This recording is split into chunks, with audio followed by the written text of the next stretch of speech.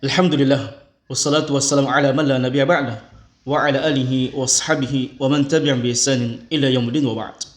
Jamaah rahmatullah subhanahu wa ta'ala. Di antara amalan yang sangat agung di sisi Allah subhanahu wa ta'ala, yang sangat dicintai oleh Allah subhanahu wa ta'ala. Bahkan ibadah ini Allah gandengkan dengan ketaatan kepada Allah subhanahu wa ta'ala, yaitu adalah birrul walidain, atau berbakti kepada kedua orang tua.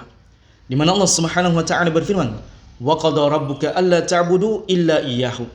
Dan Allah Subhanahu wa taala telah menetapkan, menegaskan dan memerintahkan jangan pernah menyembah selain dari Allah Subhanahu wa taala. Jangan pernah beribadah kecuali kepada Allah Subhanahu wa taala. Wa bil walidaini ihsana. Dan kepada kedua orang tua hendaknya kalian senantiasa berbuat baik kepadanya. Terus-menerus berbuat baik kepadanya. Terlebih lagi jamaah rahmatullah, ketika orang tua kita sudah tua renta, maka disitulah ujian seorang anak bagi orang tuanya. Apakah dia akan berbakti kepada kedua orang tuanya, memperhatikan keadaan orang tuanya, merawat orang tuanya, mencintai orang tuanya, sebagaimana orang tuanya, kedua orang tuanya mencintainya, mendidiknya, membesarkannya ketika di waktu kecilnya. Dan jamaah rahmatullah subhanahu wa ta'ala, apa yang didapatkan oleh seorang anak ketika dia berbakti kepada kedua orang tuanya? Keutamaan apa yang didapatkan oleh seorang anak ketika dia berbuat baik kepada kedua orang tuanya, ketika dia mencintai orang tuanya, ketika dia memperhatikan orang tuanya? Maka siapa yang ingin diberikan keberkahan di dalam umurnya, kemudian diberikan kelapangan dalam rezekinya, diperbaiki keadaannya di dunia dan di akhirat, bahkan itu adalah merupakan di antara sebab keselamatannya di dunia dan di akhirat, maka hendaknya mereka berbakti kepada kedua orang tuanya. Orang yang berbakti kepada kedua orang tuanya, maka Nabi SAW menyebutkannya, "Man sarrahu an yabsuta alaihi rizqah aw yunsa'a fi adhari falyasir rahim."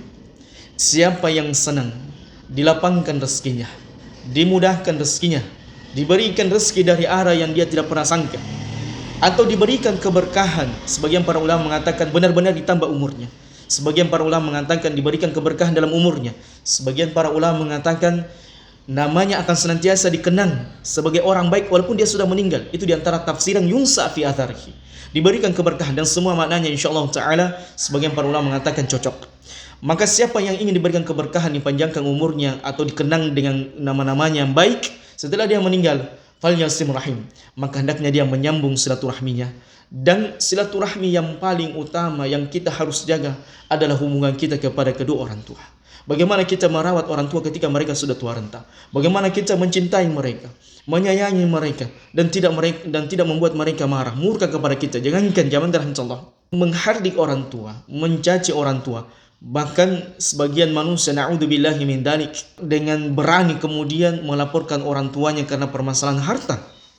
Jangankan dengan perkara tersebut, mengucapkan kalimat ahsannya kepada kedua orang tua, konsekuensinya sangat besar di sisi Allah Subhanahu wa taala. Berat ketakarannya di sisi Allah Subhanahu wa taala, timbangannya besar di sisi Allah Subhanahu wa taala. Maka seorang anak yang ingin mendapatkan keberkahan dunia dan akhirat, maka hendaknya dia berbakti kepada kedua orang tuanya. Seorang anak yang ingin mendapatkan kemuliaan, kedudukan yang tinggi di sisi Allah Subhanahu wa taala dan ingin dimasukkan ke dalam surga, maka hendaknya mereka berbakti kepada kedua orang tuanya. Karena sesungguhnya jamaah rahmatullah, surga berada di balik berbakti kepada kedua orang tua.